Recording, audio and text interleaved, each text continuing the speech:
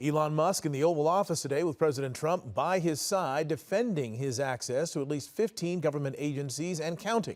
Musk was asked if he's being transparent, if he's policing himself, and if there's a conflict of interest. Eyewitness News reporter Jory Rand here to break it all down for us. Jory? Well, Mark, Musk said he is being transparent because he's posting everything he does to X or Twitter. He says he's policing himself and says there's no conflict of interest at all. All three of those answers are now being disputed. But what's clear is President Trump believes in him, today signing another executive order giving Elon Musk even more power.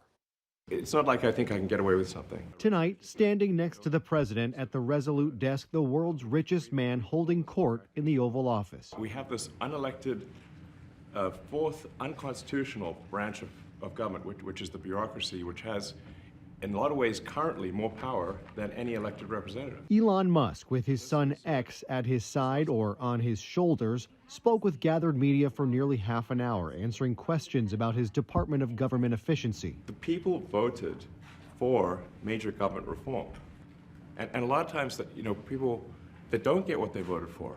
But in this presidency, they are going to get what they voted for. And that's what democracy is all about. But our democracy follows our Constitution, which dictates that only Congress can decide what our money gets spent on. And so Musk and Trump have run into legal roadblocks, putting a halt to many of their moves. I always abide by the courts, always abide by them, and will appeal. But appeals take a long time. The president also meeting with King Abdullah of Jordan today, one of the countries President Trump is pushing to take in Palestinians, whom Trump wants to see out of Gaza so he can turn it into a resort. We're not going to buy anything. We're going to have it, and we're going to keep it, and we're going to make sure that there's going to be peace. Mr. President, take it under what authority? It is sovereign territory. Under the U.S. authority. And tonight, President Trump continuing to punish those who speak any truth he doesn't like.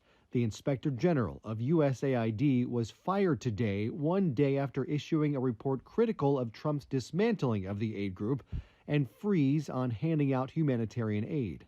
Among the findings in that report, that there's $500 million of food either rotting in ports around the globe or food that have been diverted away from the starving people who need it. Also today, the president naming his new Intelligence Advisory Board. It will be chaired by former California Congressman Devin Nunes and will include Robert Kennedy Jr.'s daughter-in-law, Trump advisor Stephen Miller's wife, and Trump's former chief of staff, Reince Priebus. Jory Rand, ABC 7 Eyewitness News. Jory, thank you.